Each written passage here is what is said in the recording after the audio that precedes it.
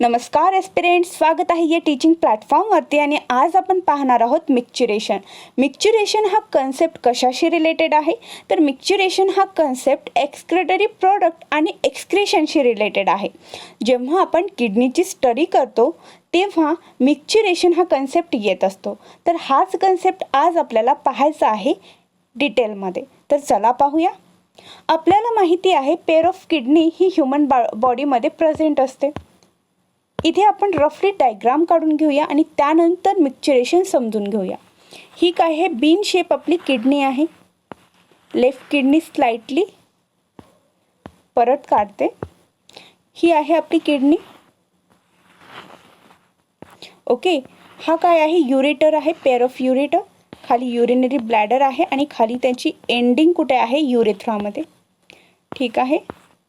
हे आहे अड्रेनल ग्लँड आणि ही आहे आपली किडनी. ओके, रफली फिगर आहे. तर जेव्हा आपण मिक्चुरेशन हा कन्सेप्ट शिकतो, पाहतो, तेव्हा असं लक्षात येतं की युरिन फॉर्म होतं. युरिन आपल्या शरीरामध्ये फॉर्म होतं. कोण फॉर्म करतं? तर नेफ्रॉन करतं. कारण नेफ्रॉन काय आहे? Structural and functional unit of our kidney आहे. आणि तोच नेफ्रॉन काय फॉर्म करतो? तोच नेफ्रॉन फॉर्म करतो युरिन. आणि हे युरिन फॉर्म झाल्यानंतर हे कुठं जातं? या युरेटर थ्रू कुठं जातं? तर हे युरिनरी ब्लॅडरमध्ये जातं आणि हे इथं स्टोर्ड होतं, जमा होतं, ॲक्युमुलेट होतं. आणि हे कधीपर्यंत इथं स्टोर्ड राहतं? जोपर्यंत त्याला आपल्या ब्रेनकडून, म्हणजे सेंट्रल नर्वस सिस्टीम ज्यामध्ये ब्रेन आहे, तो आपल्याला सिग्नल देत नाही. ठीक आहे. हे जेव्हा सिग्नल देत नाही, जोपर्यंत तो सिग्नल देणार नाही की हे युरिन हे आपल्या शरीराच्या बाहेर फेक, तोपर्यंत हे युरिन इथे स्टोअर राहणार आहे या युरिनरी ब्लॅडरमध्ये. ठीक आहे. अशा कंडिशनमध्ये काय होतं? जेव्हा सेंट्रल नर्वस सिस्टीम म्हणजेच ब्रेन जेव्हा मेसेज पाठवते आणि वॉलंटरी सिग्नल जेव्हा भेटतं, हे वॉलंटरी ॲक्शन आहे ना, म्हणजे इच्छिक आहे. इनवॉलंटरी आणि वॉलंटरी ही अशा दोन ॲक्टिव्हिटीज असतात ज्यामध्ये काय असतं? जेव्हा हे ऐच्छिक आहे, वॉलंटरी हे ऐच्छिक आहे आणि इनवॉलंटरी हे अऐच्छिक आहे. म्हणजे हार्टबीट, आपण हार्टबीट हे थांबू किंवा सुरू करू शकतो का? तर नाही, ते इनवॉलंटरी ॲक्शन आहे. पण आपण जी युरिन आहे ती शरीराच्या बाहेर टाकण्यासाठी काही काळासाठी तरी आपण ती आपल्या मनावर असते, ती बाहेर टाकणे किंवा न टाकणे. तर हे काय आहे? वॉलंटरी ॲक्शन आहे. आता पुन्हा मुद्द्याकडे वळूया.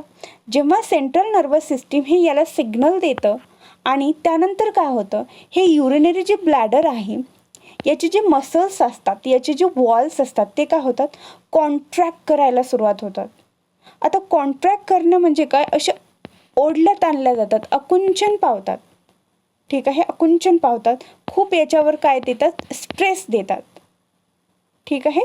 त्यानंतर काय होतं? जे युरेथ्रा असतं, तर एंडिंग जे ओपनिंग आहे ती काय आहे? युरेथ्रा. युरेथ्राचे जे मसल्स असतात ते काय होतात? रिलॅक्स होतात. रिलॅक्स होतात म्हणजे हा युरेथ्रा हा ओपन होतो.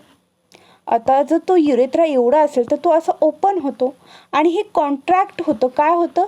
हे कॉन्ट्रॅक्ट होतं. कोण? Urinary bladder. आणि कॉन्ट्रॅक्ट झाल्यानंतर याच्यामध्ये आपल्याला काय माहीत आहे? युरिन स्टोर्ड आहे आणि हे स्टोर्ड युरिन काय करतं? हे बाहेर पडतं या कॉन्ट्रॅक्शनमुळे आणि या युरेथ्राच्या रिलॅक्शनमुळे हे युरिन हे बाहेर पडतं आणि याच प्रोसेसला काय म्हणतात? तर मिक्चुरेशन म्हणतात.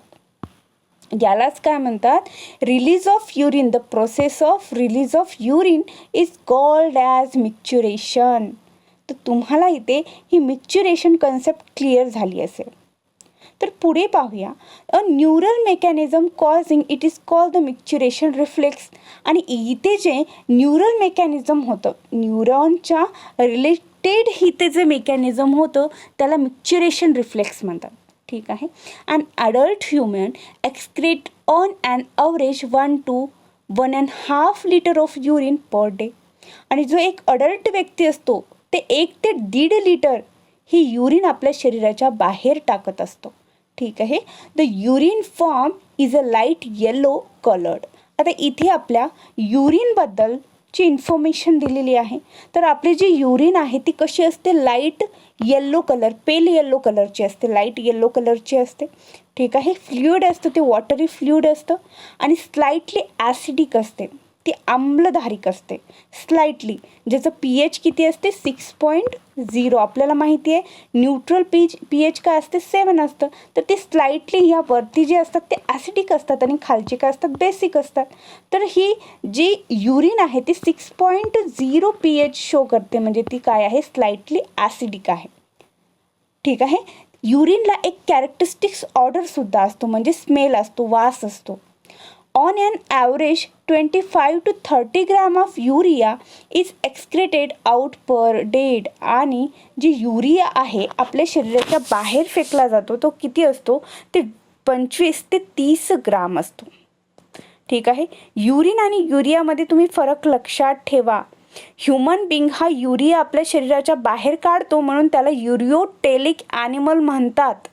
ठीक आहे. हे आपण अगोदरच्या लेक्चरमध्ये शिकलो होतो, पण तरी मी इथे तुम्हाला पुन्हा रिकॉल करते की युरिया जेव्हा आपल्या शरीराच्या बाहेर टाकतो म्हणून आपल्याला काय म्हणतात, युरियोटेलिक ॲनिमल म्हणतात.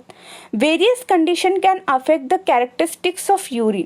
Analysis of urine help in a clinical diagnosis of many metabolic disorders as well as माल फंक्शनिंग ऑफ द किडनी. अतिशय महत्त्वाचं आहे.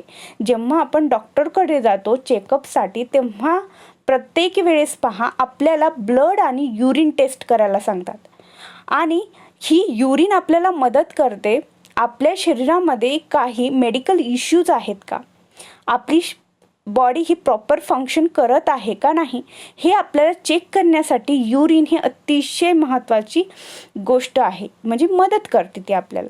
For example presence of glucose म्हणजेच glycosuria and ketone bodies ketonuria in urine are indicative of diabetes mellitus. म्हणजे समजा एखाद्याची urine ही check केली आणि त्यामध्ये त्या युरिनमध्ये जेव्हा ते टेस्ट करतात तेव्हा त्यामध्ये ग्लुकोज आणि कीटोन बॉडीज त्यामध्ये प्रेझेंट आहेत. तर अशा कंडिशनमध्ये ते कन्क्ल्युजन काय करतात की या व्यक्तीला डायबिटीस मेलिटस आहे. तर अशा पद्धतीने युरिन ही आपल्याला हेल्प करते मेडिकल कंडिशनमध्ये, क्लिनिकल डायग्नोसिसमध्ये. तर तुम्हाला इथे मिक्चुरेशन कळालेलं आहे का? मिक्चुरेशन म्हणजे काय, जे आपल्या शरीरामध्ये युरिन आहे ती बाहेर काढण्यासाठी, रिलीज ऑफ युरिन बाहेर काढण्याची जी प्रोसेस आहे त्याला मिक्चुरेशन म्हणतात. तेव्हा काय होतं, तर जे युरिनरी ब्लॅडरचे मसल्स असतात ते कॉन्ट्रॅक्ट होतात, जे स्मूथ मसल आहेत ते कॉन्ट्रॅक्ट होतात, आणि जे युरेथ्रल स्पिंक्टर आहेत म्हणजे युरेथ्रा आहे तो काय होतं, रिलॅक्स होतो, आणि त्यामधून रिलीज होतं, काय होतं, युरिन रिलीज होतं, आणि याच प्रोसेसला म्हणतात मिक्चुरेशन. तर ही कन्सेप्ट तुम्हाला इथे क्लिअर झाली असेल, आणि झाली नसेल, काही डाऊट असेल, कुठे कळालं नसेल तर तुम्ही कमेंट सेक्शनमध्ये मला नक्की विचारा. व्हिडिओ लेक्चर आवडलं असल्यास लाईक करा, शेअर करा, सबस्क्राईब करा, आणि अशाच व्हिडिओ लेक्चरसाठी चॅनलशी जोडले जा. Thank you so much.